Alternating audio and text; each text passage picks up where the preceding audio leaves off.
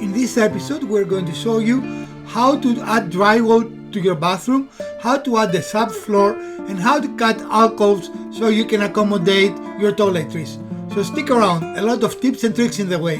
Let's have some fun together.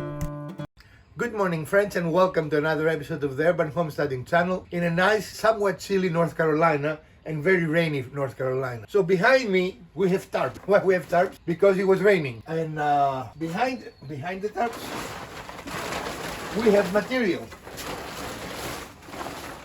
And for some reason this is actually not mold. We bought it this way. I think the machine that prints the writing spills, and I think this is ink splatter. Yeah. It comes like that a lot. We've seen it before. This will become our subfloor, and what is behind it is our water-resistant drywall that you cannot see is water-resistant because it's on the other side where the color indicates water resistance. So we're going to show you again everything we're going to do. This is episode number 1 for starting the reconstruction of the bathroom. So stick around. This is going to be a very good episode. So our next step and the first step in rebuilding the bathroom is to put a subfloor here. As you can see, there is nothing. We cut the damaged part there, and under the surround there was nothing, no second floor. So we need to actually do that. In order to do that, we need to know the exact dimension of this space, right? Right. And measuring is not something I enjoy doing in this channel, or I'm not a proponent of. But in this instance, we need to measure either using measuring sticks or a measuring tape. And I have the best of both worlds. I have a measuring stick tape, right? This is the old style measuring tape, and the reason I like it for places like that is because it stays rigid, right? It doesn't flip-flop, and it is in essence a measuring stick that you can use for this purpose if you wish, right? Right. And it's very important for us to be as precise as possible, since this is going to be the base of the shower. We're going to have tile over it.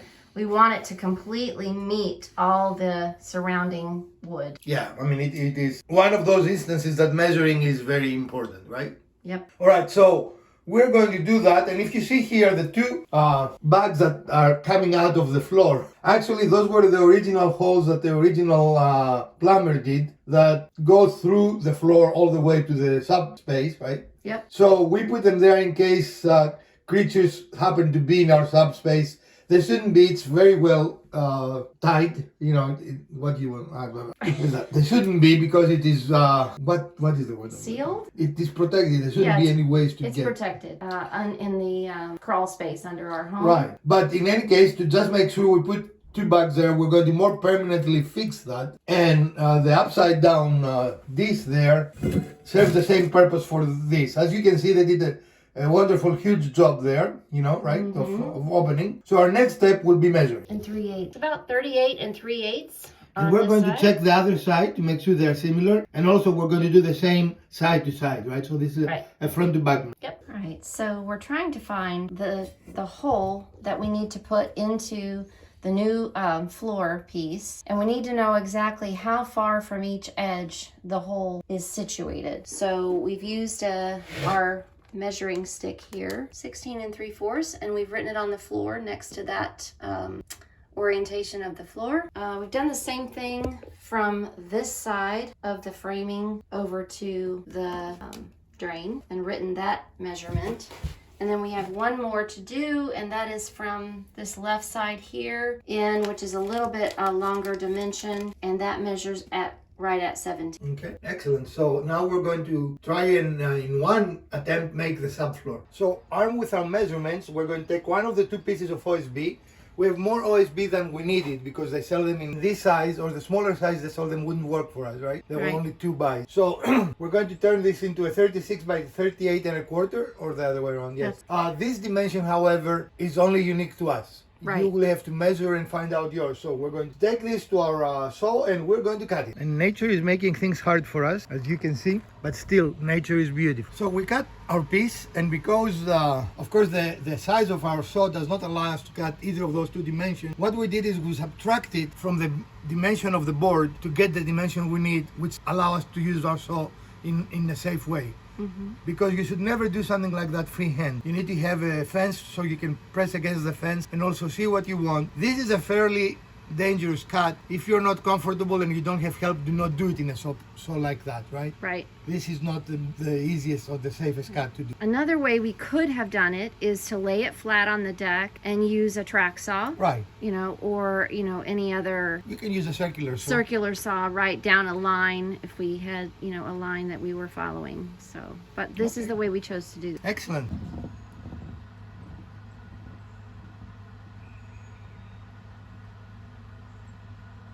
So this is the first difficult part of the rebuilding process, right? As everything happens, the area that we're going to work is not perfectly square. So this piece had to be cut slightly smaller. You cut it to the smallest dimension, front to back and side to side, so you guarantee it's going to fit.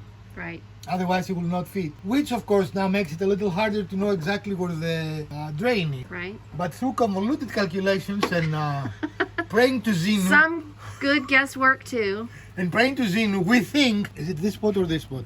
It's one of those two spots. It's this one right here. It's got the divot in it. Yep. Now the good news is we have another piece that we can cut to this dimension. If we need to. The bad news is we don't really want to do that. Right. So how are we going to make the hole? Ta-da! Whoa. And it is this one, And right? so we discovered that our drain fitting, which is right, this is what we're going to put over the drain pipe, and this particular 2.5 inch hole saw fits that perfectly. But we want to allow a little bit of room for error, so we're going with a 3 inch. The hole can be a little bigger, but it can't be smaller. Now, wiser words have never been spoken. That might be the title of the video. The hole can be a little bigger, but it cannot be smaller. I like that. Now, where is the... Here goes nothing. I cannot see it. Hold on. Yes? Yeah. This is a rough opening, and it does not have to be perfect by any means. So a hole saw is the perfect tool to do this specific cut. It does a clean cut, a reasonably clean cut, and it does it reasonably fast. In this specific case, my drill was not fully charged, so it had a little bit of difficulty, but it was not a big deal really. I have to go one more, I guess. The deeper you go in your cut, the slower it will become, because friction in the hole saw will make it both heat up and slow down. So it makes a lot of sense to go slow. Maybe remove the drill bit and continue after a little bit. You're going to have to at some point either stop, or we're going to remove it and go from the other side, which will give you a much better, a much cleaner hole, but that is not really necessary. Jiggling the drill bit also allows it for a faster cut. This is a requirement if you want a clean cut. In our case, it's not a clean cut, it's just for some reason easier to make the opening. So you go to the opening that we make from the other side, right? The drill bit. Yep. And then we're going to continue. All hole saws have a drill bit that finds center, so you know exactly where the center of your circle is. That center allows us to go from the other side and meet the circle exactly in the position we need as we turn the piece around. Again, the reason we do that is because it makes a faster, cleaner, and much cooler cut. It is not necessary, you can go through it one time, but in our experience, this is a very nice tip that will make your life easier. We gave birth to a nice hole. It would be easier to go diagonally first, then go on the bottom, towards the bottom. Get you were we in the wrong dimension? No. What? Okay, we might have to bump it. How's our hole? I think the hole will work. Okay, but what doesn't work? We're a little stuck over here. We have a hammer. Can you raise the other side? So we need to, I guess we technically don't need to, but we want to close those holes. And believe it or not, they're just the right size that mice can enter through them. Now there's going to be a floor, and above the floor they're going to be tile that they cannot eat through. So there is not real danger of entering the house, but we like to do things the right way, or overdo them or overbuild them. So we're going to start by putting some steel wool in the holes, and they cannot go through steel wool. They are the mice. So we're going to stuff some steel wool in both holes, and then we're going to follow it with some foam expanding crack sealer. Not expanding foam, not foam expanding? Okay. I know it must have So that should make it a very good preventative. prevent it. As I said, they cannot chew through tiles, so I wasn't too worried about that. But definitely long term, they could chew through the plastic bags. These were just temporary. They cannot. This step is totally optional, but if you do it, you must use steel wool. So our first attempt was as close to perfect, I think, as we can get it. What do you guys think? Pretty darn close. Everything fits, and we can even put our drain on it. Not its final position, but you can see how it goes. Excellent. So there are two ways to secure the underlayment to the subfloor. You can use screws, which is what we chose to do, or you can use liquid nails.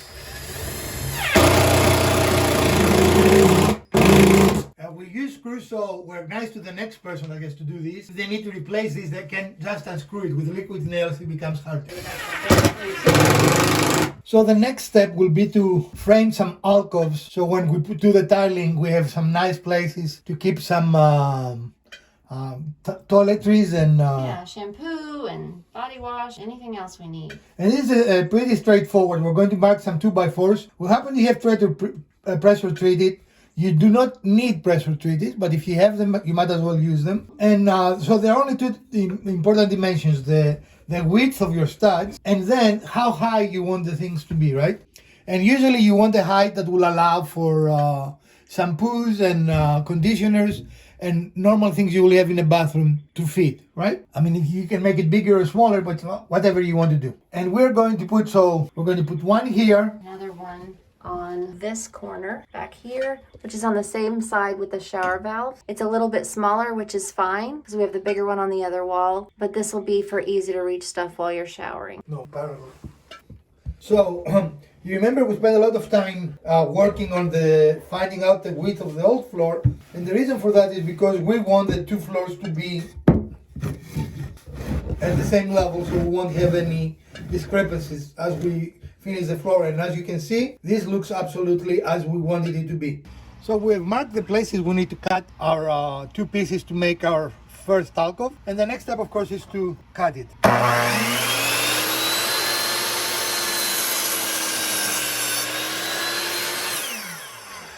One.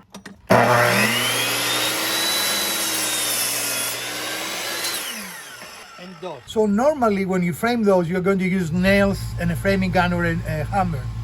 But in our case, in at least two instances, we do not have clearance to do that. So we're going to use pocket screws, and we're going to use pocket screws on everything, primarily because it makes sense. Because we'll need to take the compressor in and take the nail gun in. It's just easier to do pocket screws in everything. Pocket hole jigs are fairly inexpensive, and applications like this make them very worthwhile. There would be no easier and no better way to do this without using pocket holes, so do not shy away from using them anytime you need.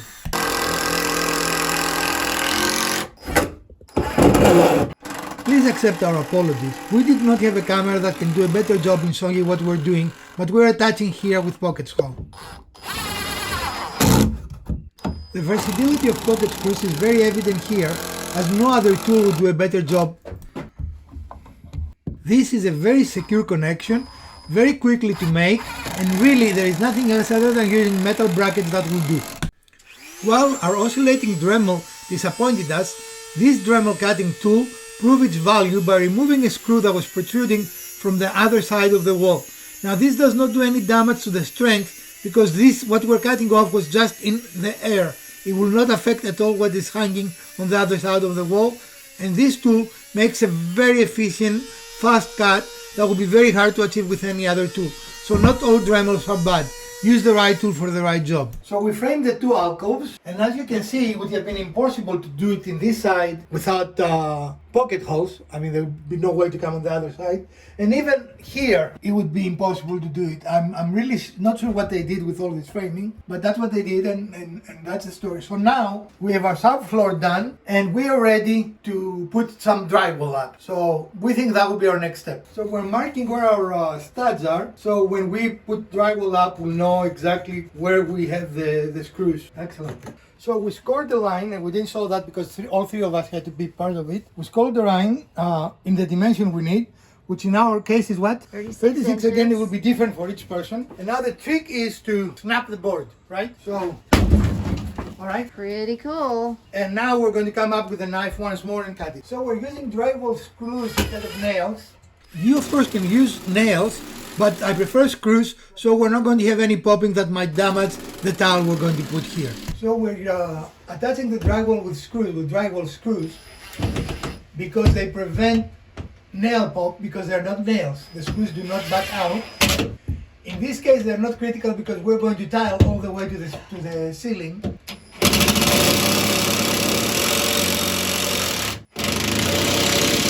This is board, which is for showers and other places that are going to get wet. And when you're installing these screws, you want to just make them just flush with the surface of your sheetrock so that you don't break the membrane, right? Correct. So in order to make our life a little easier, we're using a laser to follow where the stud on the wall is. So we're not going to make a lot of extra holes that we don't need on the drywall.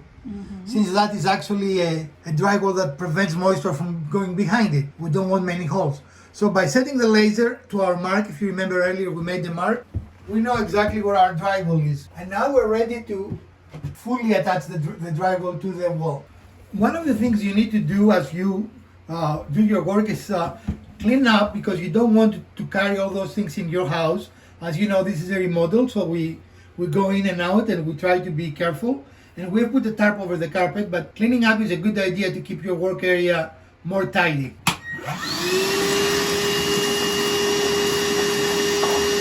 So our first drywall piece is in place, and then we're going to connect our second. That has a slight difference because we have the alcove here. Difference? Differency. That's a new word. It has a slight difference. Excellent. We can do difference, right? Yeah, sure. Excellent. So we're going to go and cut it first. It will be a clearance sheet like this, and we're going to attach it as clean, and then we're going to cut the alcove. So we're using the measurements we took earlier, because as you can see, our other piece of drywall is up, and we're going to have an alcove. We have an alcove built behind it, so we need to make the opening for the alcove. Pretty good. Yeah, 7 3/4. So different when the drywall is on, doesn't it? Okay. Okay. And so then the course is use this tool. Yes, first we need to make a hole for this tool to go through. And now we're making holes to our brand new drywall.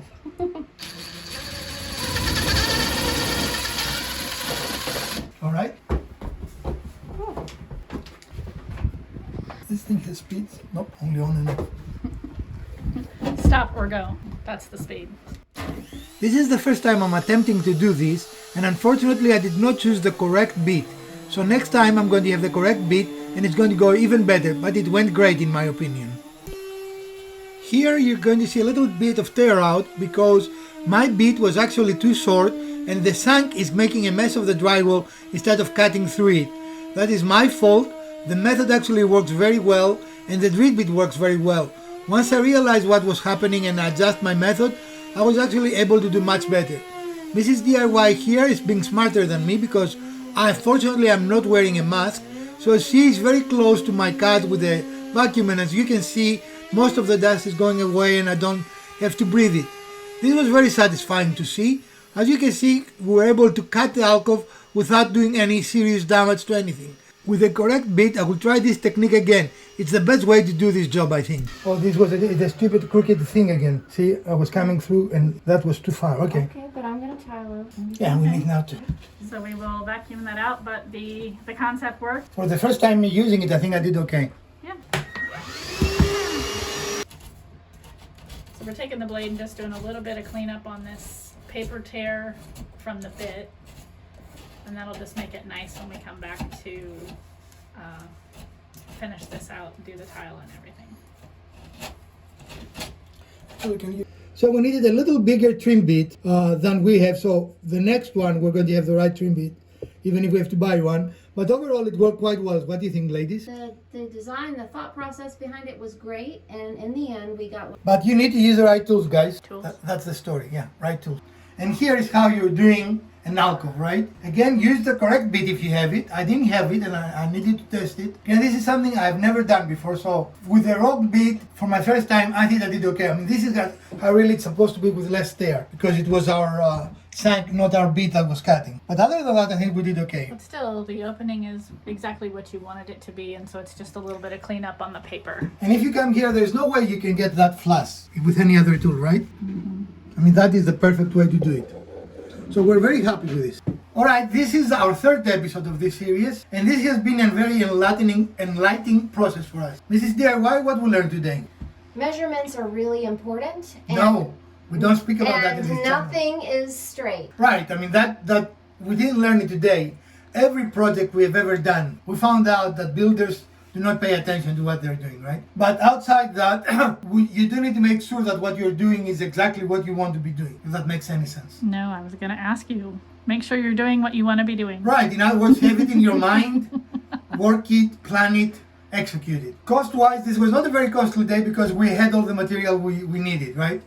But the drywall is fairly expensive. Yeah, it was about $20 a sheet, and we needed 3. And we used the 2, we have the last one to use here, and that will be our next step. And I think a lot of people are really nervous about working with drywall, but it's really not that difficult to work with, right? I mean, even when we needed to cut our pieces down to size for our spacing. A blade. Yeah. Just a sharp blade does it, and you just snap it, and it's good to go. Exactly. The biggest thing about working with sheetrock is be prepared for dust. So be wearing protective. Dust, but Wear your protective gear. Absolutely, and I wasn't doing a good job with my trim router here. I really should have a mask. I was very, very close, but Mrs. DIY was kind with our vacuum very close to my trim router, so that's a way to do it as well. But your lungs, you only have one set of lungs. By the way, a set is 2 of them. Yeah, and you use both of them at the same time, so it's not like Unfortunately. you can run one down and you've got a spare. Right, there's no redundancy in your lung system. So, be careful, take your time, I guess is the biggest thing for me. You start getting in a hurry, you make mistakes, you regret your mistakes. Yep. It's that simple as that. It doesn't look like much we accomplished today, but we really did. We have a brand new subfloor that feels really solid. Actually, this feels much more solid than our old shower. It makes no sound when you're in it. Yep. And again, we did it with further improvements in the future with screws. So the next person who needs to do something, all they have to do is unscrew it and take it off. We didn't use any adhesive. And the screws will keep it nice and tight, right? And then we put 2 pieces of drywall up and created an alcove. So probably not as much as we wanted to do. And for tomorrow, we'll probably do some work on the other side, right? Yep. We need a little break of the drywall and measuring and all those things. We need to have a little bit of fun on site too. So we hope you enjoyed and you learned something from our episode. And if you did, we'll appreciate a thumbs up. If you didn't, hit the other button twice. Share, like, subscribe. Let us know. Do you enjoy series like this? Usually we do not do multi-episode series. In fact, I think this is the first one. We're going to end up with 4 episodes, right? This is episode 3. And I guess the learning is this project will take longer than what you think. Always. Put a time in your mind and then multiply it by 4, and maybe you're going to be close to how long it will take, right? There are a lot of things that can happen that can throw you off. For us, even the rain threw us off because we couldn't do cutting outside when it was raining. So we couldn't install that or the drywall because the rain will damage both of them. You can clearly see here the amount of rain we received. And unfortunately, as you can see with our tools outside, with the size of our shop, we have to move the tools out to work, especially when we work with seat goods. Because of their size, it's impossible for us to have all our tools in the store and work, and rain makes working with that big material virtually impossible. So we had some delays, but that is okay. You calculate for those things in these projects, and we do enjoy doing them and share them with you. So stick around. So from Professor DIY, Mrs. DIY and Elpida, let's build something together.